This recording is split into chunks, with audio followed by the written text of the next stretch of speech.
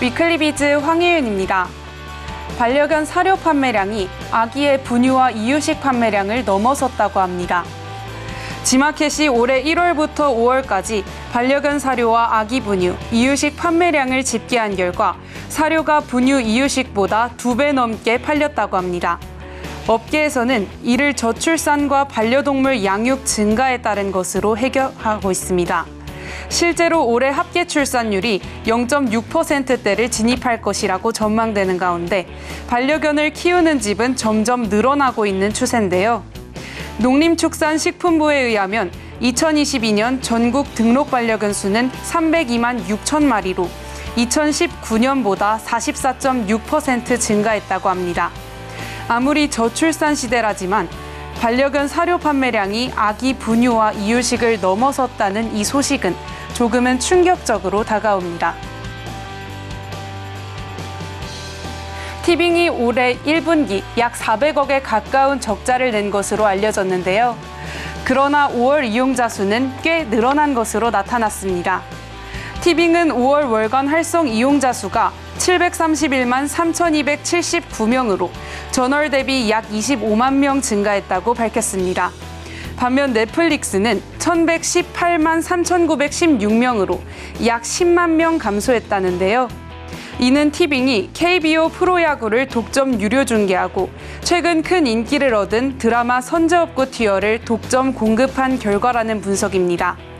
특히 선제업고 티어 마지막 방송일이던 지난달 28일 일간 활성 이용자 수는 217만 4,111명으로 넷플릭스와의 격차를 약 13만 명으로 좁혔다는데요.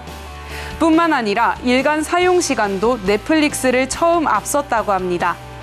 앞으로 티빙은 유로 2024 등 축구 경기까지 독점 생중계할 계획인데요. 프로야구, 드라마 눈물의 여왕과 선제업고 티어로 증가한 이용자 수가 과연 더 늘어날 수 있을지 관심입니다. HY가 야구르트 판매를 넘어 음식 배달 시장까지 진출하겠다고 밝혔습니다. 이번 달부터 1인 가구 비중이 높은 서울 강서 지역에서 자사 배달 앱 노크를 시범 운영한다는 건데요. 점주 친화 정책을 앞세워 고정비, 가입비 등 없이 수수료 5.8%를 적용하고 점주에게 받는 배달비는 최대 거리 3km 2,500원의 고정요금제로 할증 없이 운영한다고 합니다. 또 업계 최초로 점주가 직접 하는 배달도 허용했다고 합니다. 그러나 배달의 민족 등 배달앱 3사가 업계를 주름잡고 있는 만큼 HY의 시장 진입과 경쟁이 어려울 것이라는 예상도 나옵니다. 이에 HY는 오랜 시간 일정 지역을 돌아다녀 지역 상권을 깨고 있는 일명 야구르트 아줌마, 프레시 매니저를 활용해 자사 배달 앱을 로컬 플랫폼으로 키울 계획이라는데요. 점주 친화 정책부터 프레시 매니저 활용 전략까지 HY 노크가 배민을 추격할 수 있을지 관심이 모이고 있습니다. 최근 한국 문화가 큰 인기를 끌며 외국인 관광객이 증가하고 있는 가운데 면세업계에서는 마냥 웃지만은 못하고 있습니다. 면세점을 방문하는 외국인은 늘었지만 1인당 구매액은 줄어든 탓이라고 합니다.